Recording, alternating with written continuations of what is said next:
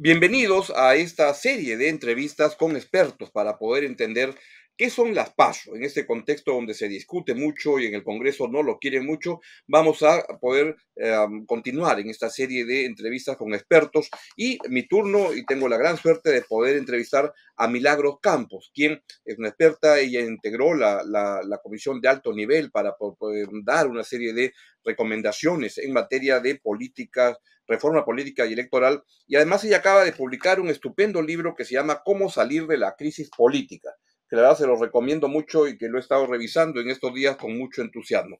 Doctora Campos, bienvenida. Encantado de poder conversar con usted en esta serie de entrevistas. Muchísimas gracias, Augusto. Encantado de poder estar en tu programa. ¿Qué son las PASO? Primero, ¿qué significa? Lo que quiero es que sea un programa muy didáctico para que todos podamos entender de qué se trata. ¿Qué significa PASO? Las PASO son elecciones primarias, abiertas, simultáneas y obligatorias. Esa es la razón de la sigla, digamos, PASO. Y se ocupan básicamente de los procesos de selección de candidaturas en los partidos políticos. Eso me parece que es muy importante porque el estándar en el mundo democrático es que hay una preocupación por la democracia interna de los partidos. La naturaleza de los partidos, digamos, es privada, por supuesto, pero en la medida que cumplen fines absolutamente vinculados al interés de la sociedad, es necesario que haya una regulación. Es decir, antes se podía decir muy claramente la frase que se suele citar de Roberto Ramírez del Villar: la mejor ley de partidos y todo lo que incumbe a ello es la que no existe. Esto, en este momento donde hay interferencias de dinero que viene de fines o de medios ilícitos, donde puede ingresar dinero de narcotráfico, donde puede ingresar dinero que viene de la corrupción, en fin, de cualquier negocio que pueda ser ilícito y pernicioso, es necesario protegerse. Y también porque los partidos políticos son el mecanismo de ejercicio de la participación política, del derecho político.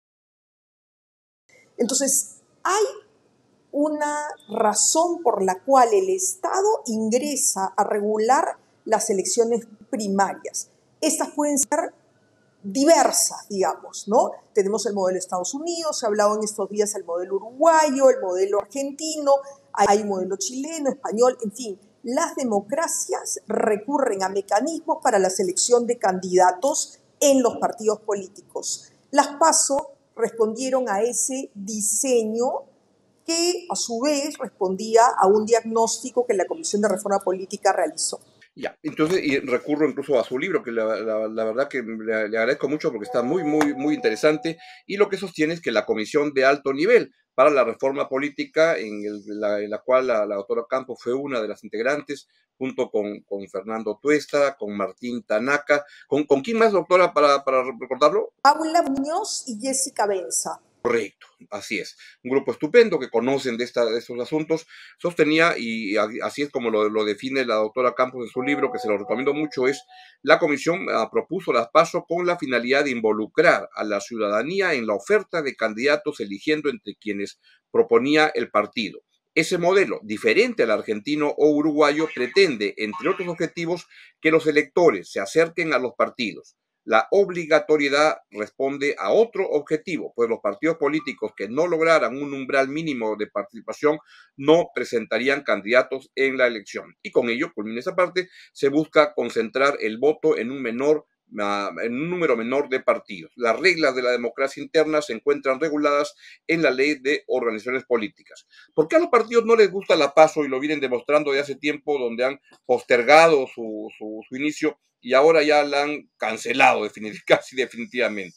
Bueno, es curioso que las reglas de democracia interna que se introdujeron en la ley de partidos políticos que acaba de cumplir 20 años son una de las normas más modificadas. Constitución de partidos y reglas de democracia interna. Creo que este es un tema bien sintomático y donde tampoco ha habido mucha estabilidad, ¿no? Lo que sí tenemos claro es que lo que no ha venido funcionando es la democracia interna en los términos que se reguló anteriormente y a la que estamos regresando con la aprobación de esta norma. Creo que no ha funcionado porque siendo un tema, y a eso me refería, de interés público, al final de cuentas, lo que tenemos que mirar es cómo mejorar la oferta de candidatos. Y creo que en el tema de reforma política, que va a buscar un mejor funcionamiento de la democracia, el principal problema es el de los partidos políticos. Cuando alguien dice, es que el Congreso no está funcionando bien, es que tenemos problemas con la oferta de alcaldes, de candidatos a alcaldes o gobernadores, uno voltea a mirar y en realidad los problemas provienen de los partidos políticos, de ausencia de partidos representativos, así como del hecho de que no hay incentivos adecuados para participar en política.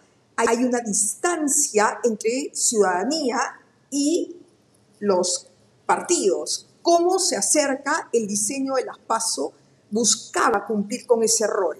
Es cierto que alguien podría decir, pero ¿por qué va a venir un ajeno a votar? Que esa ha sido la defensa de los partidos políticos, ¿no? Es lo que justo ¿Por qué quería un ajeno va a venir? hacerle, porque ese es el cuestionamiento más frecuente, es ¿por qué va a venir un intruso a opinar sobre lo que pasa en mi casa?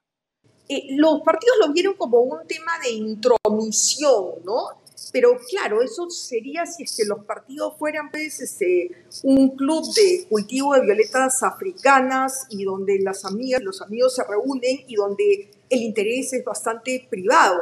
Pero si el interés es público, porque esos candidatos van a ocupar puestos públicos, ya como yo comentaba, desde mediados del siglo pasado la Corte Suprema de Estados Unidos legitimó el derecho del Estado a regular esas elecciones. Entonces, es un tema que no gusta, que se siente como una intromisión, pero lo que hemos visto también es que los candidatos que los partidos seleccionan se incorporan a los partidos para ser candidatos, es decir, el acto de fundación del partido y de postulación es casi en el mismo momento. Entonces, lo que tenemos que mirar también es por qué no hay personas que quieren dedicarse a la política. Y ese es un punto que creo que nos hace mirar la fotografía más general, digamos, ampliar la fotografía como se hace en los celulares y en los medios electrónicos y mirar qué es lo que está pasando, ¿no? Creo que el problema de las PASO, además, es que la participación de los afiliados o la elección por delegados ha terminado siendo mínima. En las últimas elecciones, como comento en el libro, no llegó al 7% en promedio. Eso creo que es una muestra de que pues, no ha sido tampoco un mecanismo adecuado. Hay quienes también sostienen que las PASO son una copia del sistema argentino, uruguayo y que no tomen en cuenta las particularidades del sistema político peruano.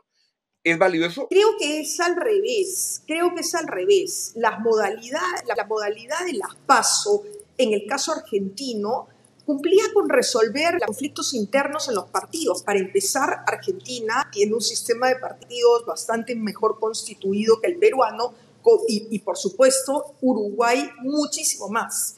O sea, cuando decimos que hay crisis de partidos políticos en el mundo, hay grados, ¿no? Y creo que es sintomático que nos acercamos ya a 25, o si no somos 25 partidos los registrados en este momento. No es raro pensar que llegaríamos a las próximas elecciones, cuando fueren estas, con 30 partidos o más, y sin un mecanismo que pueda filtrar a aquellos que no reúnan mayores posibilidades electorales, con lo cual el voto se fragmentaría a donde habría más bien una mayor concentración de electores. Y esto me parece que es un tema preocupante porque podrían terminar pasando a una segunda vuelta aquellos candidatos que no necesariamente representen la mayoría de las opciones electorales o de las preferencias electorales, ¿no? Expresadas, digamos, en candidatos que pudieran ser alternativos. Creo que ese es un punto que deberíamos de pensar cuando se regula partidos políticos. De modo que en modo alguno creo que podríamos sugerir siquiera que esto fue un copy-paste. La función de las PASO en el Perú tal como se diseñaron, tenían estos dos objetivos. Primero, acercar a los ciudadanos hacia los partidos políticos y segundo, el tema de filtrar algunos partidos sin muchas preferencias electorales para que se puedan concentrar en aquellos que sí tienen preferencias electorales. Pero permíteme añadir algo más, ¿no? La defensa de los partidos, que yo no puedo estar más de acuerdo, porque no creo que hay un sistema democrático que no se fundamente en partidos políticos, pues es curioso que se haga en una misma norma en la cual se restablece el voto preferencial. Porque lo que hemos visto es que el elemento del voto preferencial justamente lo que ha hecho es debilitar a los partidos. Los estudios que se vienen haciendo en los últimos 30 años muestran que el voto preferencial, si bien fortalece la campaña y la dinamiza, pues genera muchos votos nulos, pero sobre todo una lucha interna entre los candidatos del mismo partido, ¿no? Entonces, si algo debilita a los partidos, eso lo ha dicho no solamente la Comisión de Reforma Política, lo dijo la comisión que se organizó para reforma de la Constitución, la Comisión de Bases, se señaló en el Acuerdo Nacional y más curiosamente fue parte del discurso de la Asamblea Constituyente de Haya de la Torre en el 78, ¿no? Entonces, hay una conciencia clara, entonces es raro que por un lado se tomen decisiones en nombre de los partidos, pero por otro lado, un tema que es fundamental, como es la eliminación del voto preferencial, pues no se haya concretado, ¿no? Permítame darle una evidencia de mi experiencia periodística, pero las mejores, sobre el tema del voto preferencial, las mejores denuncias o las peores denuncias contra los candidatos de una lista vienen de miembros de la propia lista, no vienen de la lista de al lado, porque es una pugna fratricida adentro. Ahora, estos pasos funcionan para cuando existen partidos, y ahí quería preguntarle una interrogante que no pretende ser irónica, sino describir la realidad. ¿Hay realmente partidos políticos en el Perú o son grupos nómades que se reúnen cada cierto tiempo que hay elecciones para ver si la hacen? Pero no existen partidos políticos, o me equivoco. Digo, partidos que puedan corresponder a la denominación de un partido político. Empezaba diciendo que justo que el principal problema del sistema político peruano es el del sistema de partidos y estamos en un grave problema porque ese no es un asunto que se puede solucionar por ley.